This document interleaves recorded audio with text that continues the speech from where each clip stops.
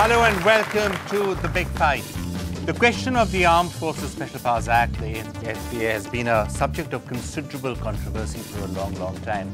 Many state governments, many leading politicians, the National Conference and others have been asking that it should be removed or that their state should be taken away from under the Disturbed Areas Act. Others feel, especially in the army, that that act is required to give the army protection in places where there has been a lot of trouble. And now, of course, a new aspect has come up. What happens in cases of sexual violence where in some cases the perpetrators are said to have got some sort of protection or immunity under the Armed Forces Special Powers Act, and now the Justice Verma Committee has come in and said it should not be covered. So where exactly should we move now with that particular act? We have an absolutely fantastic panel who have all done a lot of work and a lot of thinking on this particular act. So let me start by welcoming Manishankar Iyer, Senior Congress Leader. Great to have you with us. Tarun Vijay, National Spokesperson of the BJP. Beena Lakshmi Nepram, who's a writer, activist, also the founder of the Manipur Women's Gun Survivors Network. So it's great to have you with us. General R.K. Sawhney, who's a former Director General of Military Intelligence and also a former Deputy Chief of Army Staff. It's a pleasure and a privilege to have you with us. Dr. Radha Kumar, author, historian, columnist, but also, I think, a member of course, a part of that three-person team which went as interlocutors to Jammu and Kashmir. I'm sure you heard this demand raised 100 times, if not 1,000 times. And talking of Kashmir, let me now also welcome our guest from Srinagar, Parveena Ahangar, who's the founder of the Association of Parents of Disappeared Persons, has been fighting after her son went missing in 1991. We also have with us Tanveer Sadiq, who's the spokesperson of the National Conference. And finally, joining us from Pune, Lieutenant General V.M. Patil. Thank you all so much. Manishankar Iyer, at the end of the day, the Armed Forces Special Powers Act, is it something which has now outlived its utility? I don't think so. The conditions under which an army functions have to be respected. I think the more germane point is we should be withdrawing the army, not the AFPSA, from internal security and policing activities. Withdraw the army, you're saying, not the AFSP? Well, I think that should be a high priority. Don't misuse the army and then point the finger at the wrong element.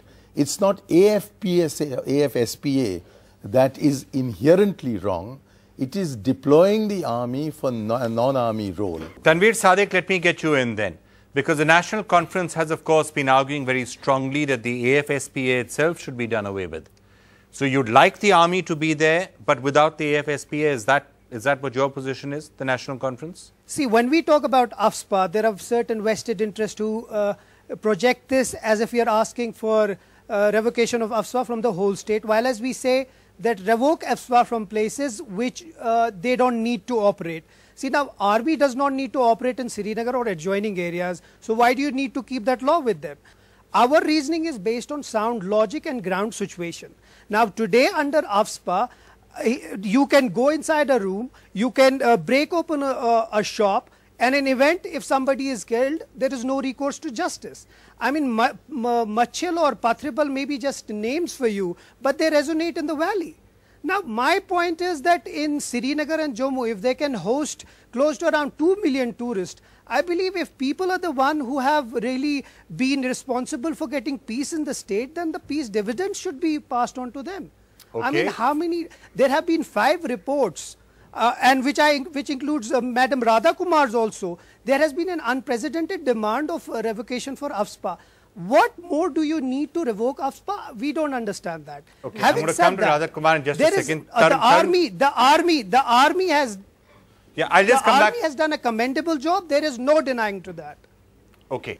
Army's done a commendable job, he says, but now in areas where the army is not really required, you shouldn't be having the AFSPA out there. Vikram, the best person to decide about removal of AFSPA is not us, but the armed forces and their leaders. They are fighting for a cause of the constitution and for the nation, and they are not there because they wanted to be there. They have been sent there. If there is peace, tranquility and everything is good there, there is no need that armed forces should be deployed there. And as a frequent visitor to Kashmir, I know that armed forces are not deployed for either policing or for internal duties. It's done by CRPF. And recently the Chief of the Army Staff has also said that this is a part of a cyber war against the armed forces. It first started with Pakistan, then the Hurriyat took it up, and for certain political and vote bank regions, people who are not exactly involved with the operations of the armed forces, they are now demanding it. So it is having a demoralizing effect on the armed forces.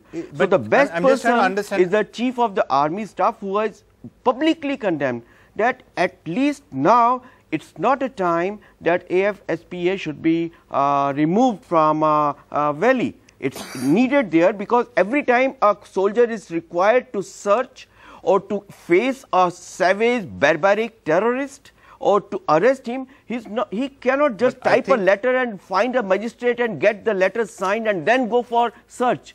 It's required because he is there. But I guess the question is, so now let me put the question to you rather before I come to the other. The point that is being made is that if in areas like Srinagar, there's now been a large extent of peace, you may not necessarily need the army to operate there anymore.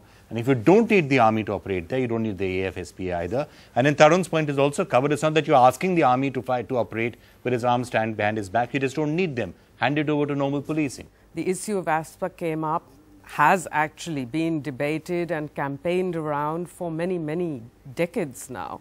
You have the Chief Minister of Jammu and Kashmir talking about perhaps beginning by lifting the Disturbed Areas Act in Srinagar and Budgam and a couple of other areas. And of course, if you lift the Disturbed Areas Act, then AFSPA automatically goes. It's only from an those adjunct. Areas. From those areas. It goes from those areas. AFSPA is only an adjunct of the Disturbed Areas Act. It only comes into play when you have that act applied to an area.